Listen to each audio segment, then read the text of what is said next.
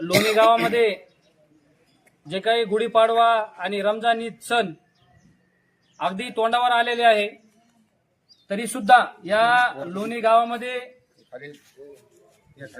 दुकान क्रमांक 78 या दुकानदारानं अद्यापही गोरगरीब जनतेला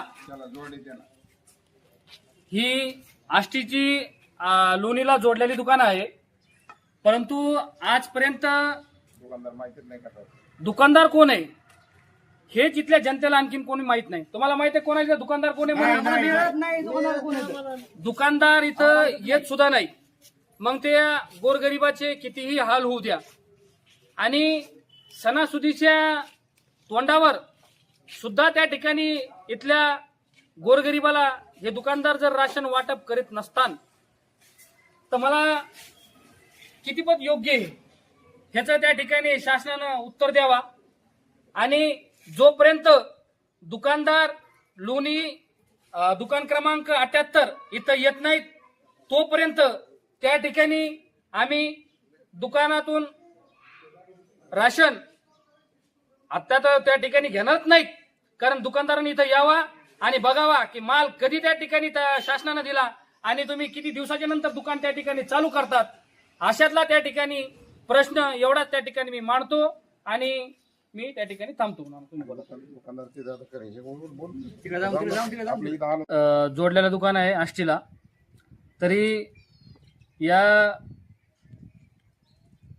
गुढीपाडवा आणि रमजान ईद हे त्योहार असून सुद्धा आम्ही आज राशन सोडल्यामुळं एक गावकरी समधे आमच्याकडे आलेत आणि आम्ही एक अर्ज त्या ठिकाणी ग्रामसेवक ग्रामपंचायतकडे गेलो आणि ग्रामसेवकला अर्ज द्यायला त्या ठिकाणी तिथं ग्रामसेवक सुद्धा उपलब्ध नव्हते.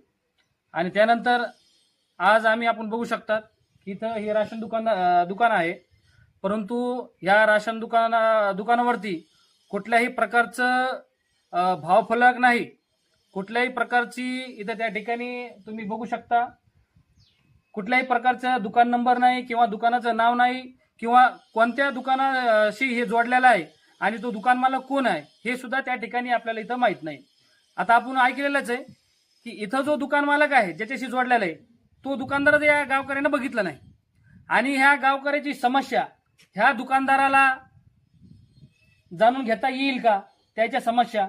आणि म्हणून या ठिकाणी आज आम्ही इथं आमचा अर्ज घेण्यासाठी ग्रामसेवक नव्हता, दुकानदार नव्हता, त्यामुळेच आम्ही आज याचा फोटो काढून संबंधित जो काही SDM असतील तहसीलदार असतील यांना आमचा इथला फोटो आणि ह्या अर्जाचा फोटो आम्ही द्यायला पाठवलेला आहे.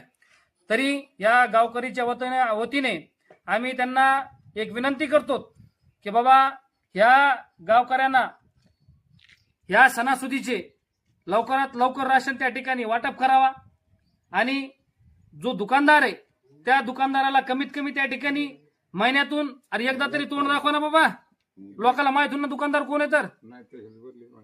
हा आणि जर हे झालं नाही तर आम्ही त्या ठिकाणी तहसील कार्यालयाला नायब तहसीलदारची सुद्धा त्या ठिकाणी बदलीची आम्ही मागणी करणार आहेत.